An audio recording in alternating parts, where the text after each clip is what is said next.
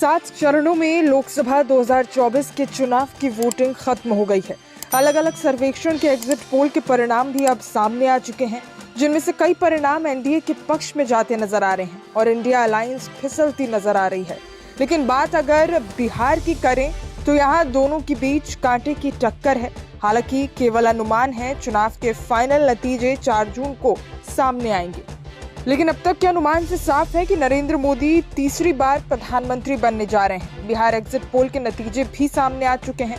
बिहार के exit polls के अनुसार इस बार प्रदेश में कोई खास बड़ा उलटफेर तो नहीं हो रहा, लेकिन एनडीए को नुकसान जरूर हो रहा है। बिहार में इस बार पूर्णिया लोकसभा सीट सबसे चर्चित सीट रही। यहाँ एनडीए से जेडीयू की सिटिंग सांसद संतोष कुशवाहा तो महागठबंधन से राजद की बीमा भारती को उतारा गया। वहीं महागठबंधन से टिकट नहीं मिलने पर पप्पू यादव यहां से निर्दलीय चुनाव लड़ रहे थे। एग्जिट पोल के मुताबिक यहां बड़ा उलटफेर देखने को मिल सकता है। इंडिया टुडे, एक्सिस माई इंडिया के एग्जिट पोल की माने तो निर्दलीय उम्मीदवार के बाद भी पप्पू यादव यहां भारी पड़ते नजर आ रहे हैं। रिपब्लिक भारत, मेट्राइज के एग्जिट पोल में भी पप्पू यादव के जीतने का दावा किया जा रहा है। बता दें कि पप्पू यादव ने इस सीट से चुनाव लड़ने के लिए अपनी पार्टी का कांग्रेस में विलय तक कर दिया था। इसके बाद भी लालू यादव और तेजस्वी यादव ने उन्हें टिकट नहीं दी। लालू और तेजस्वी की मनमानी अब महागठबंधन पर भारी पड़ती नजर आ रही है। नॉमिनेशन भरने के बाद पप्पू यादव ने कहा कि कांग्रेस का समर्थन प्राप्त है, निर्दलीय चुनाव लड़ना पड़ा। बहुत सारे लोगों ने हमारी राजनीतिक हत्या करने की साजिश की।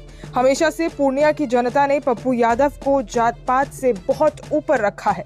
सब एक ही आवाज कहते हैं, पप्पू और पूर्णिया। मैं इंडिया गठबंधन को मजबूत करूंगा, मेरा संकल्प राहुल गांधी है। उन्होंने लालू यादव से काफी मिन्नतें की, लेकिन लालू पर कोई असर नहीं हुआ। उनकी मेहनत अब रंग लाती दिख रही है। बता दें कि ये सिर्फ अनुमान और एग्जिट पोल के नतीजे हैं। सही नतीजे आपको 4 जून को ही पूरी तरह से पता चलेंगे। मैं तो बेटे की तरह चुनाव लड़ा, अब मैं बेटा हूँ। मुझे ब्लेसिंग मिली सबकी कास्टलेस। जितना लोगों ने मरवाने की, मारने की, खत्म करने की, पॉलिटिकल मर्डर करने की कोशिश की, जितना हमको मुझको लगता है कि हम पर प्रेशर बनाया, दबाव डाला, हमें पुलिस प्रशासन से तंग करवाया गया, हमारे कई बार गाड़ी सीज किए गए, कल भी मरवाने की साजिश हुई और बिना किसी कारण गाड़ी पकड़ लेना और डीएम के द्वारा यह कहना कि जाओ कोर्ट से चले जाइए, डीएसपी का था उतरो।